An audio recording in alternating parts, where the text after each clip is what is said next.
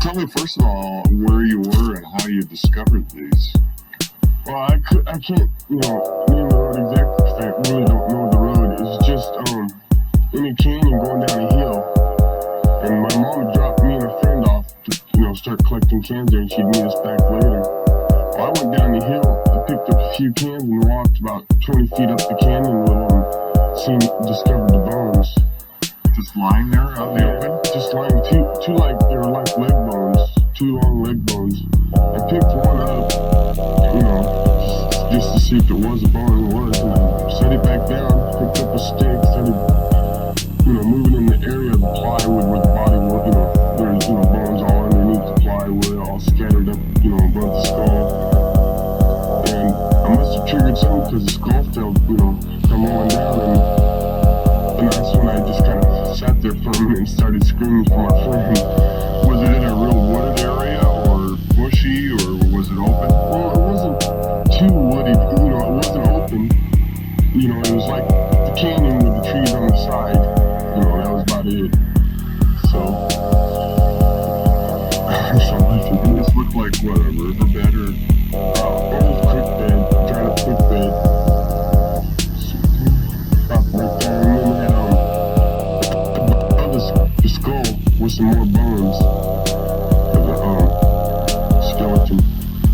So you definitely thought it was human? Oh yeah, there's no doubt about it. I couldn't say if it was a girl or a boy, but I know it wasn't a man because the teeth were small and it was weird. Any clothes or anything else around? Just bones. Well, what did you think about this? I didn't know what to think. I couldn't believe it. I was just shocked. Going out collecting cans and find a body, it's just unbelievable. So I ran up and got my friend, and he weighed down a guy, and he went and called the cops. Was it pretty scary? Oh yeah, definitely scary. You've been reading about the Green River. Oh yeah, for a long time. Think that might be anything close? Well, I'm not sure if it is or not.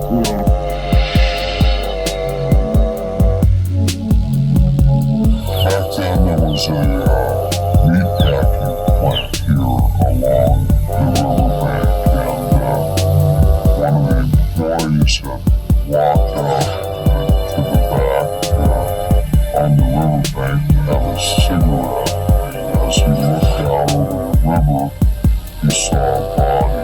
Of course, I didn't know that 2 days later I was going to be called back to that riverbank just upstream for 2 more bodies.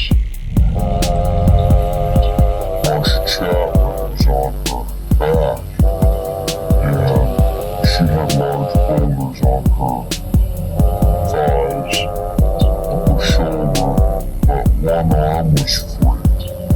And then I remember her one hand just kind of waving as the current passed over her body, and the river moved on downstream. And to me it was almost as if she were saying, "Here I am. Help me." Of course it was too late. As I processed that scene, I found another body. Right about in here, about halfway down the bank, we come across Opal Mills. There's a 16-year-old girl laying on her stomach, a large bruise on her buttocks, ligature around her neck, lying face down. We just started doing our job. You could go from one end of Pacific Highway south in South King County, just south of the city of Seattle, and drive for 3-4 miles along that strip. They call it Pacific Highway Strip, and count over 100 prostitutes. They were out there in just huge numbers.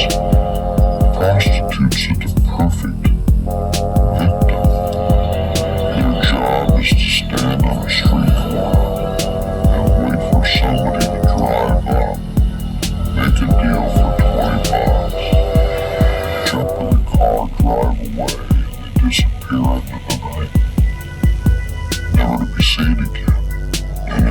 time he turned around, that body was being found. We weren't making progress. We were just continually collecting